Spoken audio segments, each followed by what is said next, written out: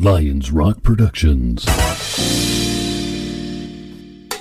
This is Jay Moore. This is Greg Proops. This is Jordan Harbinger. This is Dexter from The Offspring. This is Nathan This is East. Sebastian Younger. This is Rick Marotta. This is Stuart Copeland. This is Mick Gillette. This is Andy Summers. Hey, this is Skunk Baxter. This is Gabby Reese. This is Rob Bell. Hey, this is John Leon Guerrero. Hey, and this is Pete A. Turner.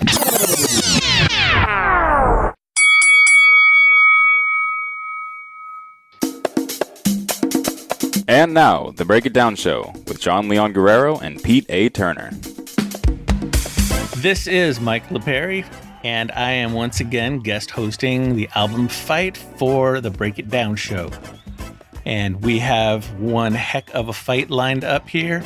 This is our first semifinal of our cover song mixtape competition. What we've done is over the last month or so, we asked for 12 different people to send in 12 different lists. And what we have now is our final four. We did a NFL-style playoff bracket where we assigned each list a random letter and a random number, and we used those numbers to come up with seeds. So some lists actually got a first-round bye. Pretty interesting. And all of the matchups were done offline so that we had our final four. What we have now is List I versus List B. Now, List B actually did not get a first round bye and has gone through two preliminary rounds to get to the final four. And List I actually did get a first round bye and went up against one of our judges in the round two to get through, and here it is in our semifinal matchup. Before I introduce the judges, I am going to take it out to Phil for our ringside announcement. So Phil, take it away. Today's album fight is a 10-round mixtape semifinal battle between two playlists of cover songs. In the red corner, with a playlist full of heavy hitters including Jimi Hendrix, Elton John, and Aerosmith, we have Mixtape I. And the opponent in the blue corner, with more esoteric offerings from the Fugees, Goldfinger, and Soft Cell, we have Mixtape B. Let's get ready to ramble. Take it away, judges. Yeah, this one is going to be a lot of fun. These are always a little bit more difficult for Richard to do his pre-fight analysis, but let's see what the numbers tell us. Richard, give us some math. Okay, cover mixtape, semifinal number one. Now, before we get started, I'm going to talk. I cannot do the normal patent pending number process because these aren't actual albums. They're songs coddled together from multiple albums. It'd be near impossible to do the patent pending process, so I came up with a mixtape process, which is basically looking at popularity based on streaming formats. This week we have I versus B, and in this one, as far as round versus round, song v song, B comes out very strong at 8 rounds to 2. Now, I don't think the fight is going to go by that big of a margin.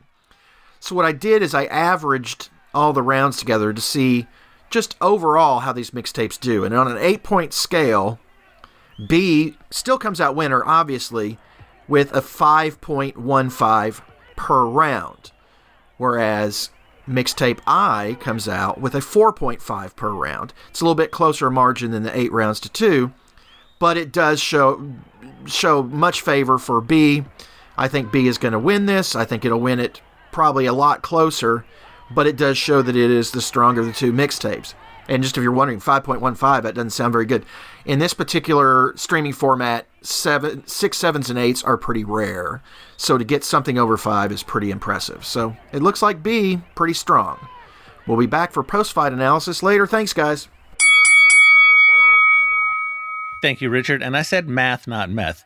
I said math. So we are getting ready to ramble. Let me introduce our two veteran judges who have put on their tuxedo t-shirt. I'll start with Todd Nemet. Hello. Hello, Todd. What are you thinking pre-fight, looking at these songs? I think it's going to be close. I'm excited to check this out. My list did not make it into the semifinals because I think it went a little bit too obscure, and these are really popular covers for the most part, so it'll be interesting to see how they do. Fantastic. Our second judge is yet another veteran, Brian Theis, who has done probably an uncountable number of album fights. Brian, tell us your assessment when you saw these songs. I thought pretty much along the same lines as what Todd was saying. You know, that there are a lot of very popular songs here. There were a couple that I was surprised were covers. I didn't know before this fight, but these are solid songs all the way through. Both lists have very solid songs top to bottom. And our third judge is going to be yours truly, Mr. Mike Lipari. I am hosting and judging for the first time, so you all will forgive me if I ramble on a bit. Before we get started here, I'm going to give you guys all a little bit of statistics about our lists, both the two that are here in the semifinals and our totals. So as I said at the beginning of the show, we had 10 songs per list, 12 lists, 120 songs. Of those, our participants came up with 78 songs that were unique to their lists and 42 songs that were on multiple lists. If we look here at list I and list B, list I has 6 songs that are unique to this list and 4 that were found on others, while list B has half and half. 5 of the songs on here were only on this list, and 5 of them were found on other lists throughout the competition. So it's a pretty good mix here. Obviously, when you say find me the best covers for a mixtape, there is going to be a little bit of duplication just because there are some seminal covers that people seemed to gravitate towards. And I'm sure everybody's dying to hear the songs themselves. Hey, this is Pete. Real quick, I just want to let you guys know we are proud to announce our official support of Save the Brave, a certified nonprofit 501c3 with a charter of helping veterans with post-traumatic stress. Here's how you can help. Go to savethebrave.com, click on the link on the website, and my recommendation is this. Subscribe. Give them $20 a month. You've got subscriptions you can turn off right now that you're not using that are $20 a month. Swap that out. Get involved. Let's help these folks out.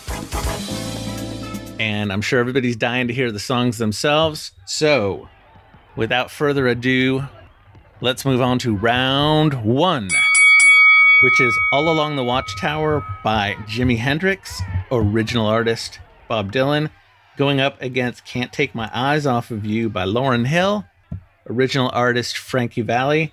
And in our random rotation, Brian, you drew the first straw and you are up first. All right, I'm going to start with All Along the Watchtower.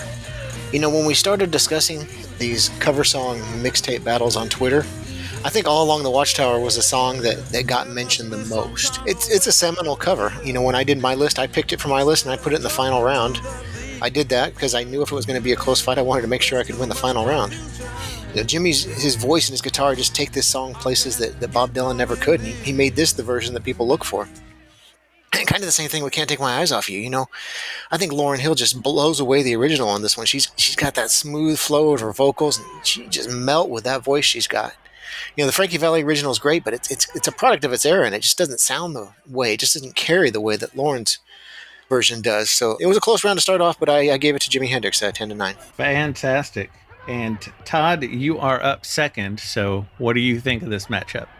All right. Yeah, I think I agree with everything that Brian just said.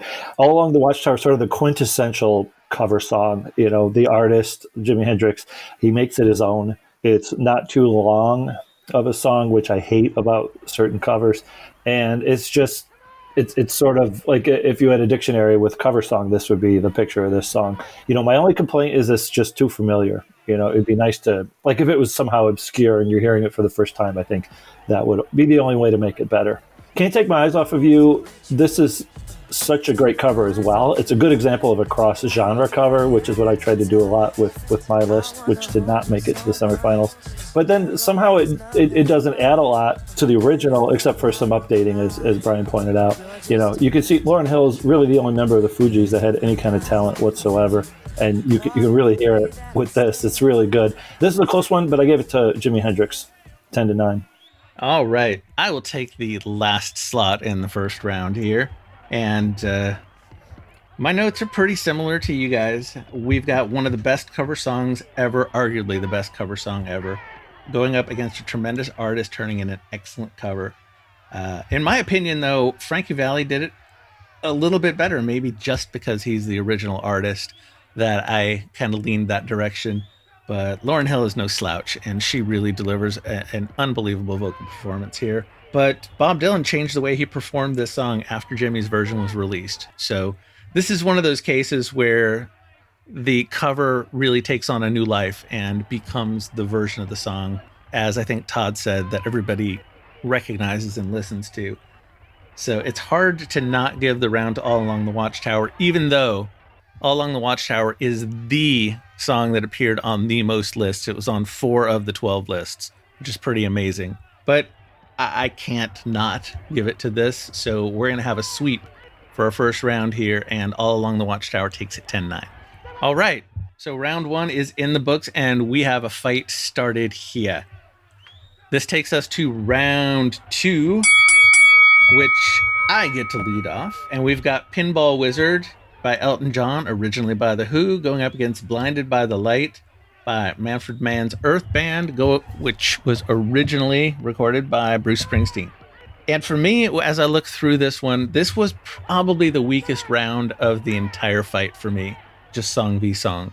I never really liked Blinded by the Light too awful much. It's the genre, really. It's very 70s kind of proggy, disco-y, and the original Who version is the seminal version of Pinball Wizard. So it was really kind of, one of my favorite songs being covered by Elton John, going up against a disco-y song that, honestly, I didn't even know Bruce Springsteen was the original artist until now when I researched this for the mixtape battles.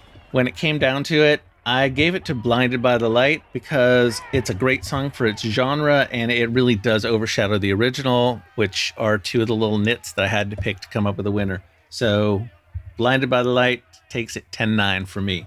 Brian, what were your thoughts here? As far as Blinded by the Light, not quite as bad as you, but I know I was at least 30 before I knew that a Bruce Springsteen version of this song existed. And I was quite shocked when I learned that this song came from that one. Even without the lyrics, this is a musically visual song for me. You got the organs, you got that soaring wah-wah on the guitar, and the laser beam noises. To me, it's like you can close your eyes and you're in a planetarium, and they're projecting that meteor shower up above you. Pinball Wizard. Elton's great. Elton just had a movie made about him. I love Elton John, but to me, this is more of a tribute than a cover. He just doesn't do enough to differentiate it from the original. It probably has to do with the movie, Tommy the movie versus Tommy the rock opera, and Elton and The Who. But, when we're comparing it to other covers we're hearing there, it just falls short. So I give this round a 10-9 to Blinded by the Light. Okay, Todd, are you going to make it a sweep here? All right. Yes, I am going to. Pinball Wizard. So, by the way, I have an old pin of Elton John dressed up as the Pinball Wizard that says Pinball Wizard. I don't know, some kind of weird artifact from the 70s. Wow. Anyway, I admire Elton John more than kind of I'm into him as an artist, if that makes sense. Every song he does, every cover he does, it sort of turns a rock song into like a show tune with the key changes and the affected singing and the sort of over instrumentation. And I really don't like Elton John's version of Pinball Wizard, even though I have a pin of it. And also the cover's too long, which is, again, the cardinal sin of cover songs. I do like the Can't Explain Little Coda. That part kind of perked me back up, but not crazy about it. Now, Blinded by the Light, the only thing I know about Manfred Mann's Earth Band is that Klaus Vormann was in it, the guy who hung out with the Beatles in Hamburg, and the guy who did the Revolver cover, but he didn't play on this track. And I don't really care for Bruce Springsteen all that much. I've never understood his sort of rabid fan base. I even got in trouble with a boss for saying that I don't like Bruce. It turns out he'd seen him like 75 times or something like that. So I learned to keep my mouth shut about Bruce, except for just now. But the guitar solo in Blinded by the Light is fantastic. Like you said, with the wah-wah pedal, it's just super spacey, super 70s, and I love it. And I hate that chopsticks thing. It's like right in the middle of the song. It just pulls you right out of the song. It's like, what the hell is this? So these songs, neither one I was crazy about, but I'm going to give it to Blinded by the Light, 10-9. Okay, so we've got 2 unanimous rounds in the books. That takes us to round 3, where we've got another Elton John song, 2 in a row here. Lucy in the Sky with Diamonds, of course, Lucy in the Sky with Diamonds, originally by the Beatles, and it's going up against a seminal 80s song, Tainted Love, by Soft Cell, original artist Gloria Jones and Todd. You get to lead us off here in round 3. Okay, well, again, Elton John, this is too long of a song. It's 6 minutes and 18 seconds. And the original from Sgt. Pepper's is 3 minutes and 28 seconds, and even that feels a little bit too long. I put this on, and I went and did the dishes. I got my computer set up, and the song was still going, so it's just too long. And also that fake reggae ska kind of break in the middle is terrible, and I almost took off another point for that. Now, Tainted Love is great. I read on Wikipedia that the Standells were offered this song, or reportedly offered this song, which it would be great to hear Standells doing that. This is kind of like a Rosetta Stone song between the Motown sound and the new wave sound. You know, it's kind of like, here's how everything tracks, like backup singers and drums. But anyway, I love this song. I love just kind of those sneering sort of vocals over kind of the blithe riff. It's just super great, the juxtaposition. This is the best cover of a girl group since the Beatles did Mr. Postman. Anyway, I gave it to Tainted Love 10-9. All right. Now, I'm afraid that I might have to disagree with you here in round 3. This was another tough round to me, again, mainly due to being a little underwhelmed in both cases. Elton John's version of Lucy in the Sky with Diamonds is unique, and it's really hard to take on this song. It really is a seminal Beatles song. I'd almost give more credit to William Shatner for his most likely drug-induced cover version of this than Elton's, but at least Elton delivers the goods as he can. Soft Cell, this was a really popular song in an era where I was just, coming into my own musically as a teenager.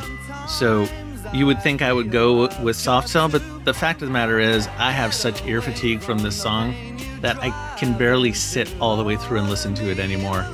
It just got so overplayed.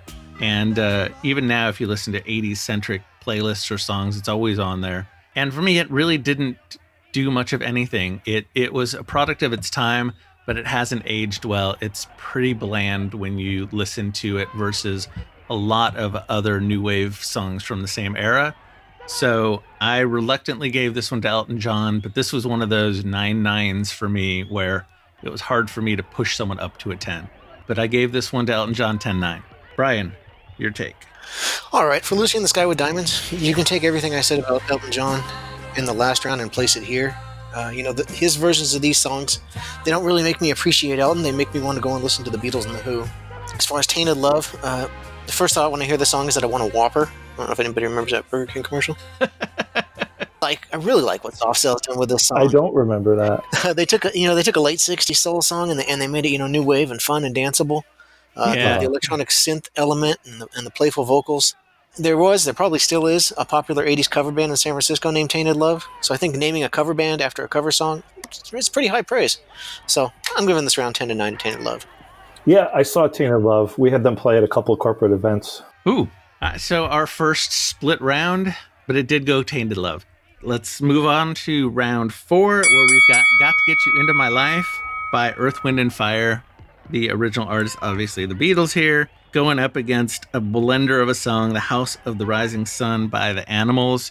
And original artist, who knows? It's an old folk song. I pulled Tom Clarence Ashley and Gwen Foster as the best I could come up with for the original artist.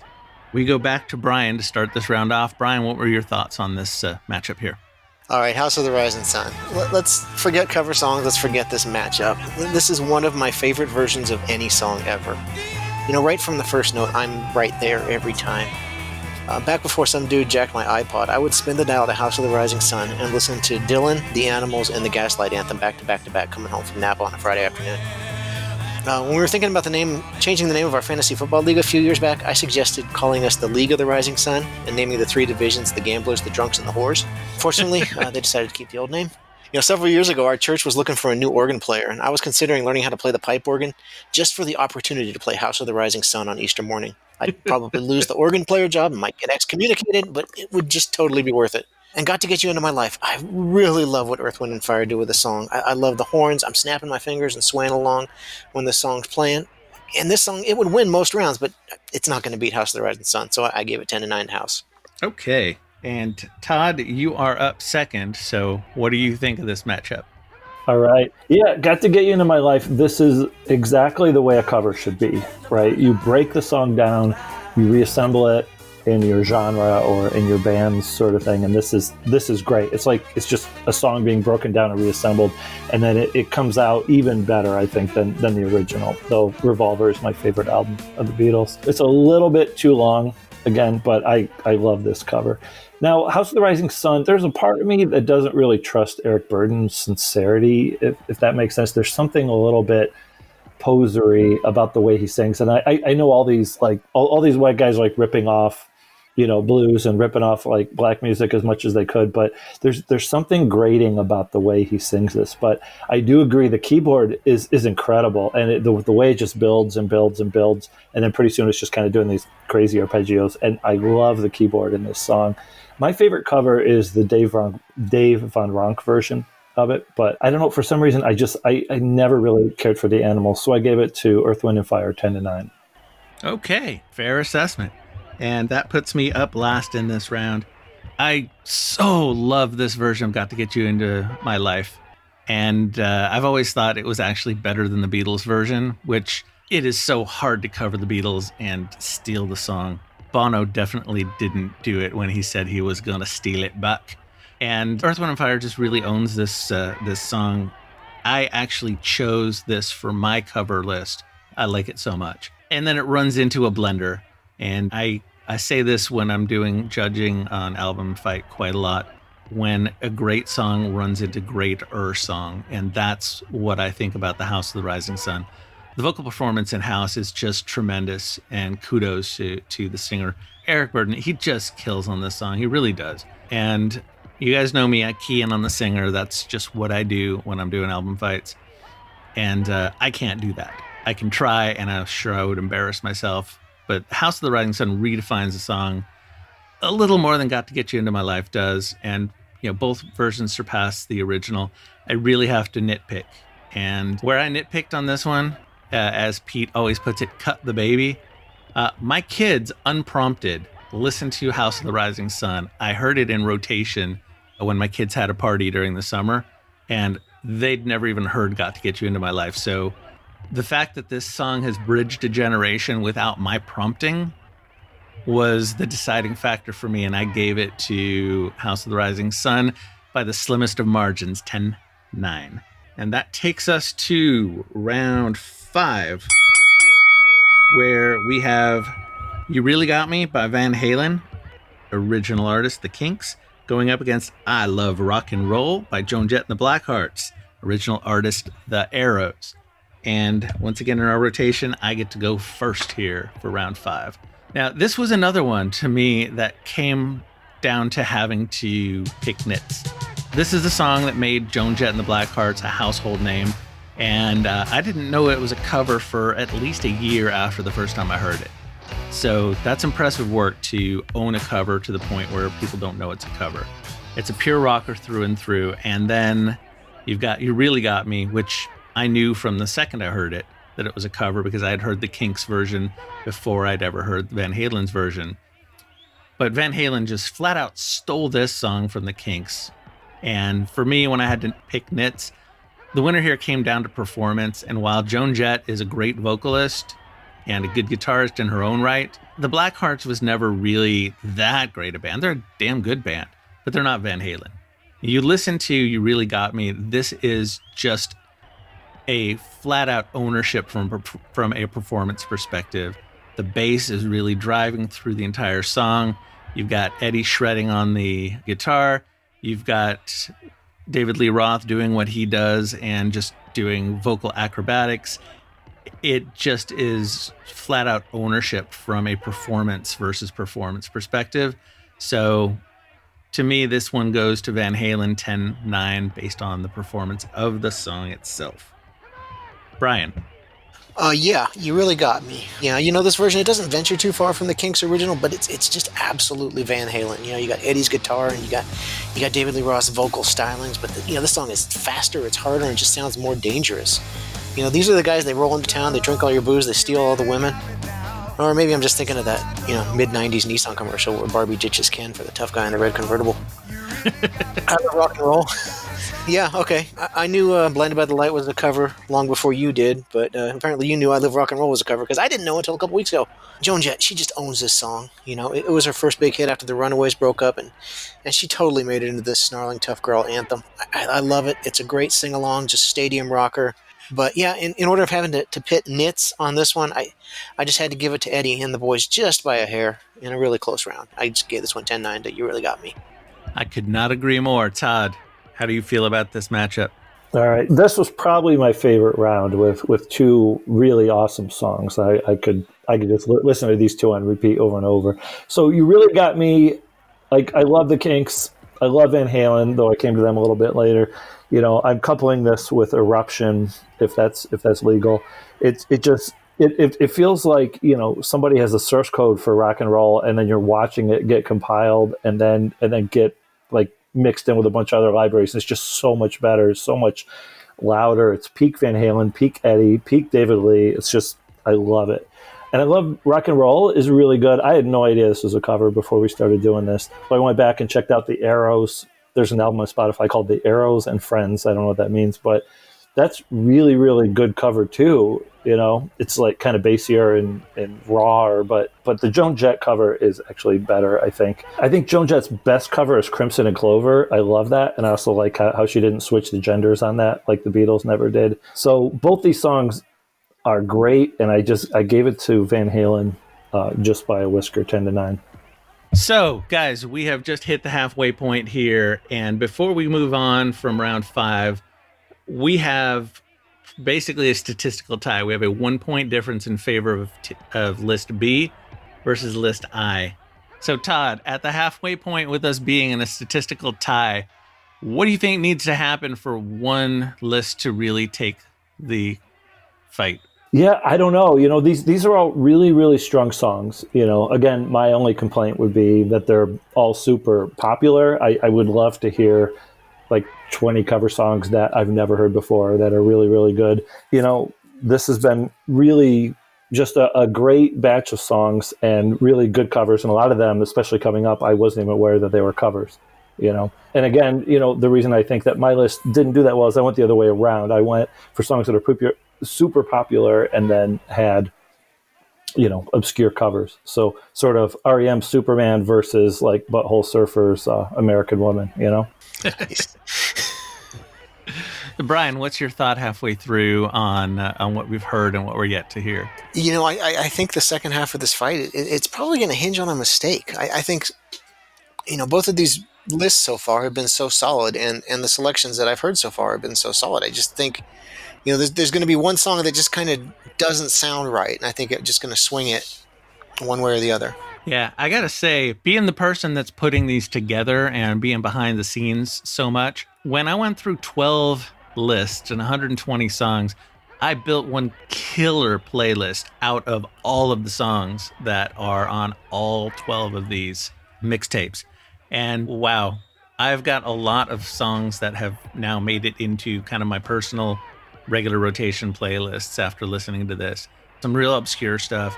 These two lists are definitely two of the stronger lists that I saw as I pulled this together. So it doesn't surprise me that they made it through. Yeah, they are a little bit predictable in that they've got some pretty strong popularity. They do have some interesting tangents. They both also have some big standards. And I think in the end, looking at how scores came out, seems to have been the mix that have gotten lists into the semifinals here. So let's get back into the fight, and we will go into round 6. Todd will lead us off here.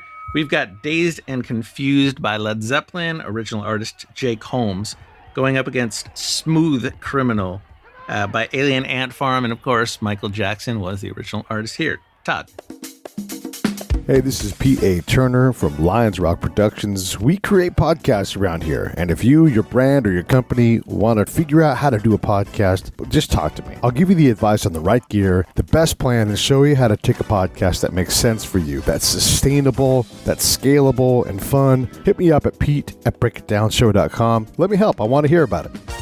Todd will lead us off here. We've got Dazed and Confused by Led Zeppelin, original artist Jake Holmes, going up against Smooth Criminal by Alien Ant Farm. And of course, Michael Jackson was the original artist here. Todd. All right. Dazed and Confused. This is another song I didn't realize was a cover. I figured maybe it was just like a traditional sort of blues song. So I went back and listened to the original, and wow, it is super wild, especially because you see a picture of this kind of square white guy on the cover, and then it's just, this song is completely bizarre. And Led Zeppelin, I see, listening to the original, I kind of see where they were going with their cover. It's weird. This is written by the same guy who wrote the Be All That You Can Be jingle, for the Army and Dr. Pepper jingles and stuff. But anyway, I love this song. I love everything about it. It's super cool. Smooth Criminal, I got to admit, I wasn't even familiar with this song. I'm not a fan of Michael Jackson. Alien Ant Farm is super, that's a cool cover. Like, it's super cool how they rock it up, but especially the double bass drum, which I'm a big sucker for. But I did have to give it to Led Zeppelin 10-9. Okay, and I'll have to say, Todd, that I more or less agree with you for many of the same reasons. Alien Ant Farm just came out of nowhere and then went right back to nowhere after this cover went out. I don't think we heard from them since, but I remember when this song came out and hearing what was unmistakably Smooth Criminal, because I was familiar with the original, but basically being shredded on the guitar. So I always thought that this was a tremendous, tremendous cover. Really, in my notes, I put Grand Theft MJ because they really stole this song from Michael Jackson, and that's not easy to do. They owned this cover, really transformed it into their style. Too bad it goes up against Dazed and Confused, which Zeppelin, again, this was one I did not know was a cover until way, way, way, way, way later. Probably just a couple of years ago is when I discovered, looking through liner notes, that, oh, this isn't Plant Page, this is Plant Page and a couple other people. So I think they actually got writing credit for the changes that they made to it. Because when Zeppelin did a cover, they did it right. They really convert it into a Zeppelin song, even if it was someone else's originally.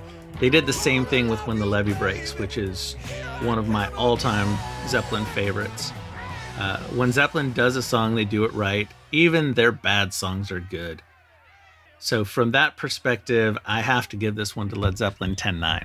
Brian, take us home on this round. Sure. As far as Smooth Criminal with Alien Ant Farm, I do prefer this version to the original, but I have a hard time not thinking it was an ironical cover. I just never took Alien Ant Farm as the types to take themselves too seriously. But I do love the way the song with its paces and that shredding guitar, like you mentioned. I do think they would be better without doing the MJ sounds, the oohs, sprinkled throughout. Yeah, you're right. Dazed and Confused actually took a lawsuit for this song to be recognized as a cover. It wasn't until like 2010 that they actually gave Mr. Holmes some writing credit on it. But, you listen to the song and it's certainly Zeppelin. You got Jimmy's his soaring guitar, you got the psychedelia, you got Bonham's crashing drums, and Plant's just screaming vocals. They're all highlights of this song. Part of me thinks it's a little long. Maybe it could use a haircut, but I listened through it and I can't find where I would cut from. So, yeah, Zeppelin takes this round pretty easily, 10-9. Okay. And looks like we do have another unanimous round here. This fight is going to be close. We move on now to round 7. And Brian, you start us off in this round. We have Twist and Shout by the Beatles, in the style of the Isley Brothers, even though they're not the original artists, versus 99 Red Balloons by Goldfinger, originally by Nina. Brian, what are your thoughts here? Yeah, as far as Twist and Shout, I don't think the Beatles do a whole lot to differentiate their version from the Isleys, but at the same time, it's just so dang fun.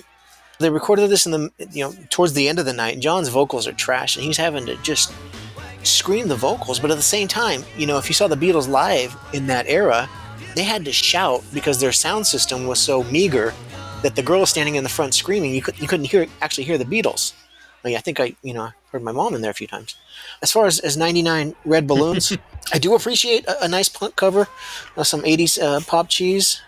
I like the thrashing guitar, and I like how they do the switch to German for the homage to 99 Luftballons. It's a fun cover of a fun song, but it ain't going to beat the Beatles. So I give this round 10-9 to Twist and Shout. Okay, Todd, let's hear your thoughts on this match. I agree with pretty much everything that Brian just said. I think the Beatles, it sounds a little bit tame now, but if you could get in a time machine and go back to Hamburg, which is actually what I would do if I had a time machine, and listen to them play this song, I'll bet it would be amazing. So, this is a really famous story that John, this is like the end of the Please Please Me sessions, and he had a cold, and he had drank a bunch of milk just to get his like vocal cords going a little bit. You can hear him shredding his vocal cords. He's probably in bed for like 4 days after this. But this is like peak Beatles and peak like rock and roll Beatles anyway. And it's such a great way to close their first album, and I love it. The 99 Red Balloons, somehow my son found this song like through Spotify and figured out the chords, and he was walking around singing this and playing on guitar, which is hilarious to me, that he knows it through this cover. I can't tell if this is an ironic cover or not, sort of like Cake doing I Will Survive. I can't figure out if it's a tribute or if it's a piss take. But one thing I admire is that they kept in sort of the bass snaps, which I think is the best part of that song anyway. So this is a close one, but I gave it to the Beatles, 10-9. Okay, fair enough. My take on round 7 is this. This is another lesson in owning the cover. From my perspective, the Beatles really did steal this song after several artists, notably the Isley Brothers, had recorded it earlier. I don't know if you guys ever karaoke. I know I do sometimes. And I often mention that I was a failed singer back in my college days. I have shredded my voice to this song on more than one occasion. Usually have to drink quite a bit first. But there's nothing more fun than trying to imitate John Lennon just wailing on this song, and he really, really does.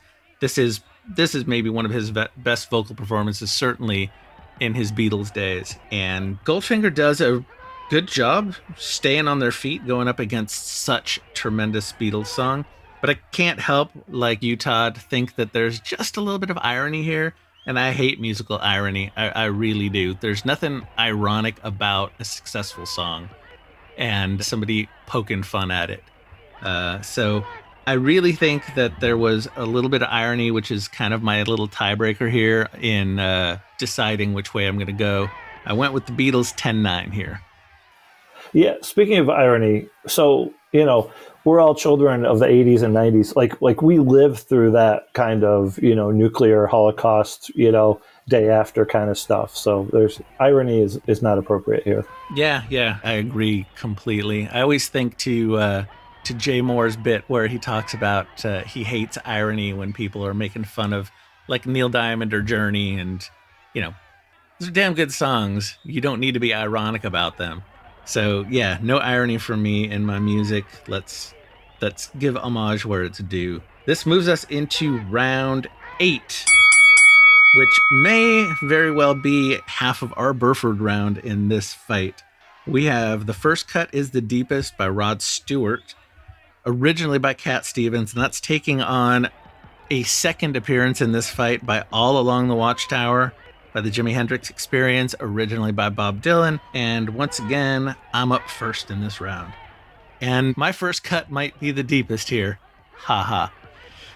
If Sheryl Crow does a better cover than you did, then you might just find yourself taking a knee during the round, especially when you're up against a generation-defining song like All Along the Watchtower. Hendrix delivered an all-time great. We talked about it earlier when it was on the other mixtape, so I don't want to go too deep into it, but just kind of repeating what I said, he did everything you're supposed to do to win a round in this format. You're going to do a cover, you need to own it, you need to put something new, something different, but take ownership, paying homage while you steal. Rod Stewart did none of those things. He didn't steal this from Cat Stevens. The Cat Stevens version is far, far better than the Rod Stewart version.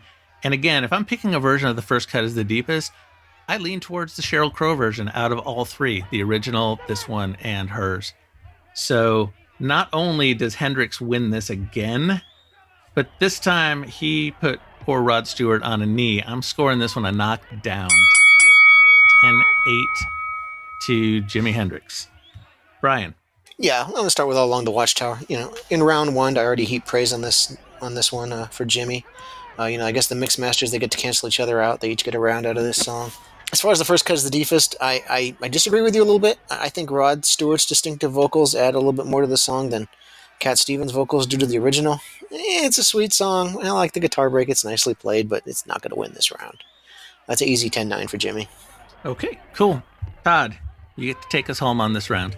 Yeah, so I'm going to agree with you guys. I do not like Rod Stewart, and for aesthetic reasons, and I hate Cat Stevens for kind of historical girlfriend reasons, so I had to give this one an 8 regardless. I hate the production on this song.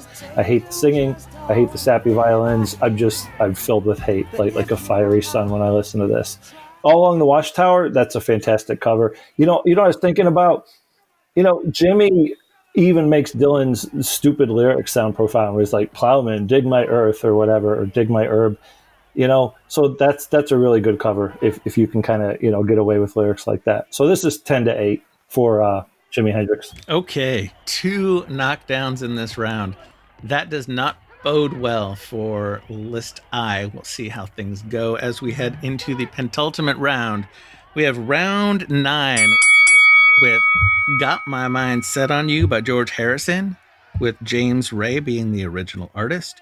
And it's going up against Killing Me Softly by the Fugees, originally by Roberta Flack. Todd, you get to lead us off here in the penultimate round. What you got? All right, yeah, so I'm embarrassed to say I did not know that Got My Mind Set on You is a cover. That's kind of interesting. That sounds like something that the Beatles would do, take an obscure sort of R&B song from the early 60s and then cover it. It's kind of cool that George did that. I didn't realize it. I was listening to it. My notes say, oh God, these drums, it just kind of has that late 80s production on it. I think this was the last of his 3 number 1 hits that he had post Beatles. But, I can't listen to this without thinking of Weird Al's. This song is just 6 words long. You know what I'm talking about? It's in my notes too, man. Yeah, that's just devastating, So every time I hear this, that's what I'm singing is this song's just 6 words long. Killing Me Softly. Oh my God, this is such a good cover. I thought this was Burt Bacharach. I thought Burt Bacharach wrote this song for some reason, maybe because it was Roberta Flack, but it's Charles Fox and Norman Gimbel, so let's give them their due.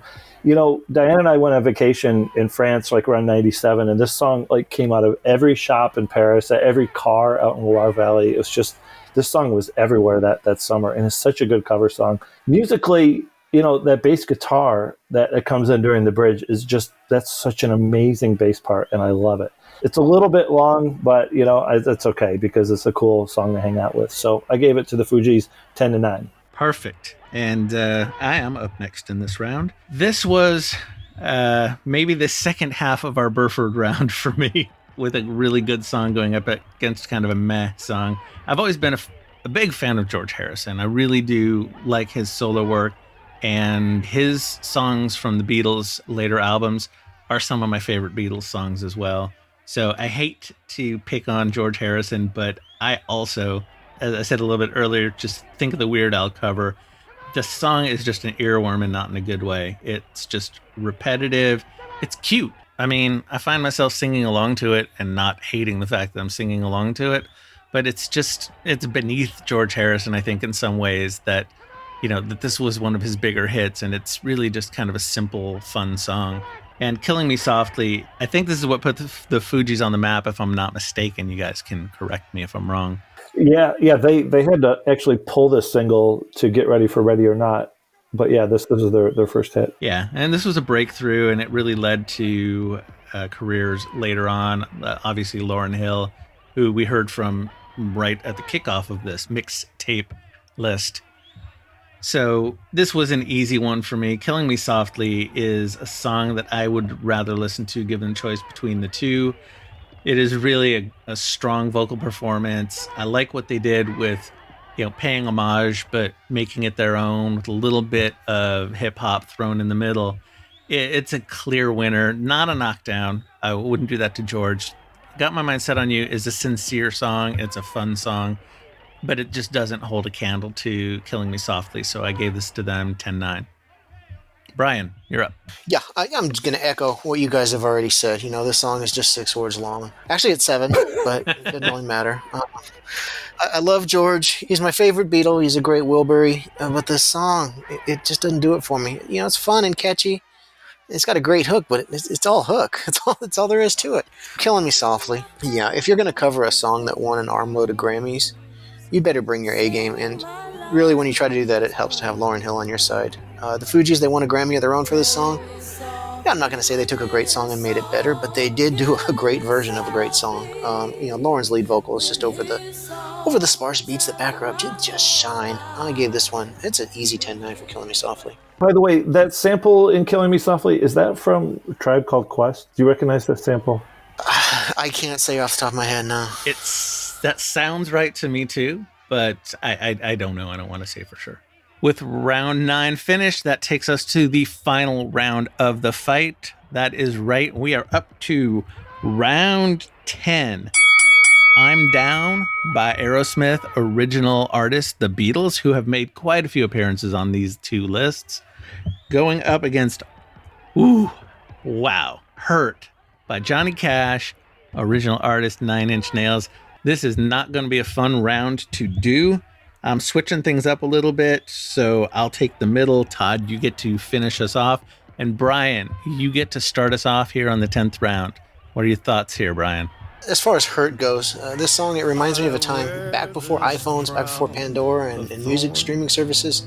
I was an XM radio subscriber. On the way into work, I listened to Opie and Anthony during my morning commute. And one day they were going down a list of the most depressing songs in history. It was either number 1 or number 2, but it was Hurt by 9 Inch Nails. And Jimmy Norton was always on the show, and he piped in right away and said, hell no, Cash's is way better. And everyone, including me, agreed. Trent Reznor himself said that this song is no longer his. Johnny Cash took it away from him. Johnny Cash, he spent his youth as a pill-popping, coke-snorting, whiskey-drinking crazy man. And here he is, he's 71 years old, his health is failing. He's going to be dead in a year. He's a broken-down old man looking back at all the self-harm he's done. His voice, it's not as strong as it used to be, but he's still Johnny Cash. And you can feel the power behind it. I'm Down. Okay, I'm not shy about letting anyone know that Aerosmith is my all-time favorite band. And without this song, they may have never happened. This was the first song they ever recorded, and it was on the demo that landed them their first record deal. I think it's apropos that they finally released it on an album that was their big comeback effort, Permanent Vacation. They were all back together, they got rid of Jimmy Crespo and Rick Dufay, and they're relatively clean and sober, and they're ready to kick off a remarkable comeback and rebirth. The Beatles did this song in the style of Little Richard, but Aerosmith doing the Beatles, doing Little Richard, it just fits on so many levels. This is another really close round, and it's probably the hardest decision for me to make because it is Aerosmith, but I'm giving it to Johnny Cash. His version of that song, it just sticks with me better. So 10-9 for Hurt. Yeah, absolutely. I couldn't agree more. And one thing that I noticed is the lists that won all the way through all ended strong. So song 10, round 10, was always one where people pulled out the stop. I could go through and list the other 10, but I won't. And these lists are no different. They both ended strong, and this was also a hard round for me to judge. But in my notes, what I said was Aerosmith meet Blender. Hurt is on so many best cover lists. It was pretty astounding. I did pull a kind of robot list, but we had so many entries, I didn't put it in. But Hurt was one of the 10 songs that was on multiple top 10 lists and would have been on the robot list, as was All Along the Watchtower. As with an earlier round, it's impressive for a pure tribute cover to kind of stay upright when going up against such a great song. And I'm Down hits on all fronts as far as being a standard. We love this band and we want to put this on our album recording, or what I call kind of a tribute cover, where they mainly homage the original but put their own flavor on it. It's great. And really, against any other instances of that type of cover, it wins. But Johnny Cash just picked the right song at the right time in his life and took this song about pain, mainly self-inflicted from Trent Reznor's perspective, but turned it into a body of work pain that Johnny Cash had just picked up over his long career. You can hear his failing health as he sings. It's definitely not his best vocal performance, but at 71, how could it possibly be? And his failing health is really one of the things that makes this song so touching and the performance so emotional. Trent Reznor immediately knew the song was no longer his once he heard the version. I read that in an interview with him somewhere, and I can totally hear it.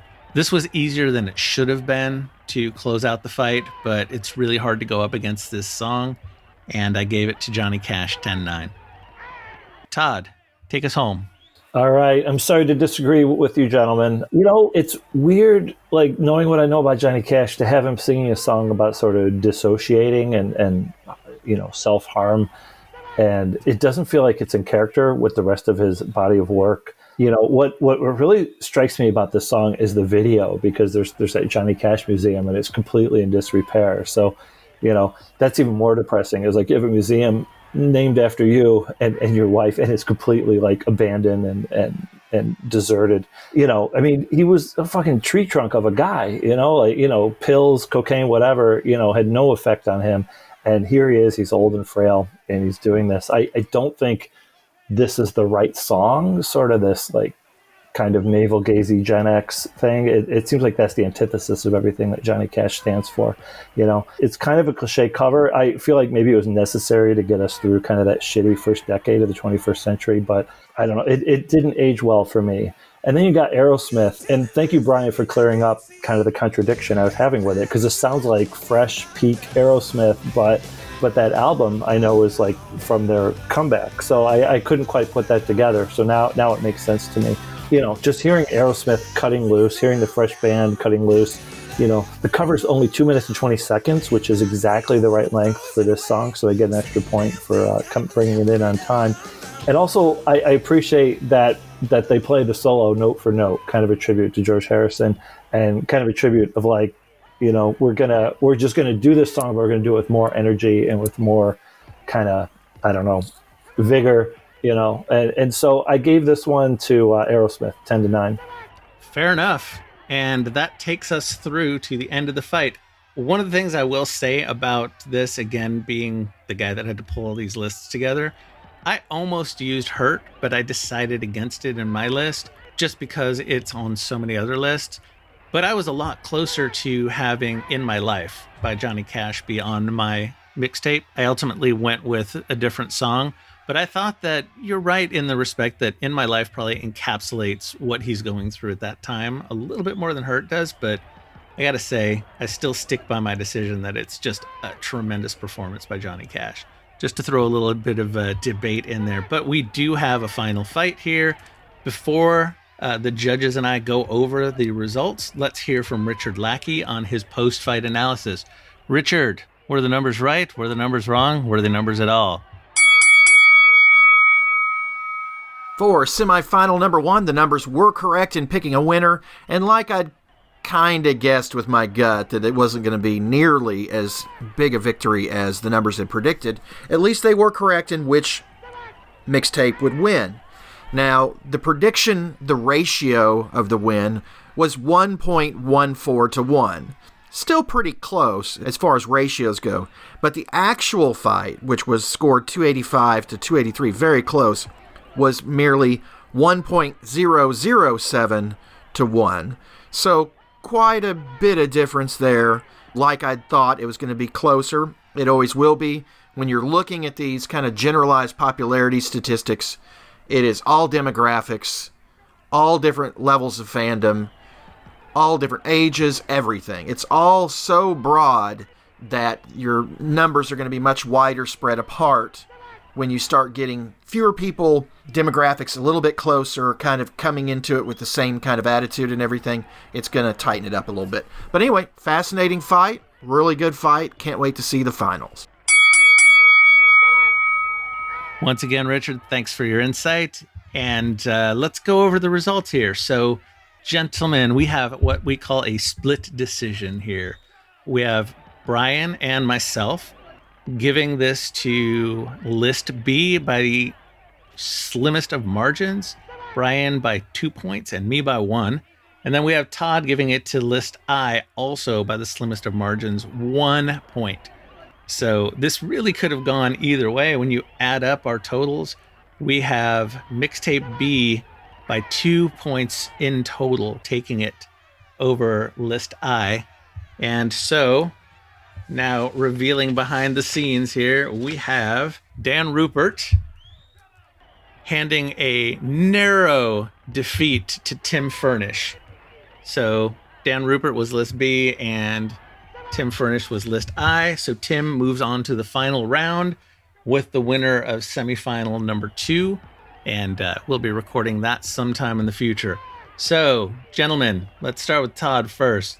What are your thoughts? Why did you end up being the one disseminating voice here and going with I over B? Well, it's sort of, if I had a superpower, it would be not to fit in. So it's no sort of surprise to me that I was on the outs with this. But, you know, it's interesting because we agreed for so many rounds. It was, you know, as I look through it, you know, almost half the rounds were in complete agreement. So I was surprised that we came out that much different. But, you know, I don't know. I like the songs, you know, even though it had 2 Elton John songs and even though it had that horrible Rod Stewart, Cat Stevens song, you know, that's just the way that the numbers fell. I was surprised as much as you are. All right, Brian, are you surprised with the results or did you think that list B was going to take it from day one? First off, I'm surprised that Tim Furnish had 2 Elton John songs on the list. Doesn't seem like him. But, no, I thought looking at the fight going in, it looked like list B was a little bit stronger. But, I mean, in reality, I think my score was 96-94. One more, you know, a round goes the other direction and it's 95-95. And, you know, we're sitting here scratching our heads how we're going to figure this out. I mean, they were both great lists. They were both fun to listen to. It's quality songs up and down. It was a close fight and, you know, one side won. So Dan gets to go on to the finals, I guess. Yeah, I would say I'm in the same boat here in that, you know, the mood I was in when I was listening and scoring might have changed the outcome just a little bit if I had just been in a slightly different mood. There were a lot of rounds here that were super close for me, and it would have been a flat out tie for me if I hadn't given a knockdown to All Along the Watchtower went up against Rod Stewart. So that was, I think, the deciding factor for me in how list B wins. And so, in our final round, we will have Dan taking on the winner of the other semi, and we're definitely looking forward to that. As we close out this fight, I have to appreciate you guys once again for taking time out of your weekend to do an album fight. I can't really tell you how much this means to me personally. I really love doing these, and I've really enjoyed getting a little bit more involved as Pete has allowed me to. And before we go, I would like one of you guys to do the disclaimer. I don't know who would like to. Just speak up. Yeah, we do these album fights because we love music, and we want you to listen to music. And yeah, we go through and we pick nits, and we find faults with certain songs, but in the end, it's about the appreciation of the music. We'd like you guys to take a chance to listen to these songs, add them to your playlist, download them from iTunes if you wish, and just enjoy the music. Yep, that's what this show is all about, is appreciating music, but doing it in kind of a fun format that gets people really thinking and digging into the music and listening with new ears sometimes. And I hope you listeners will go on Spotify, listen to some of these lists as we post them on social media and the Break It Down Show site. We really hope that we turn you on to some new music when you listen to this show.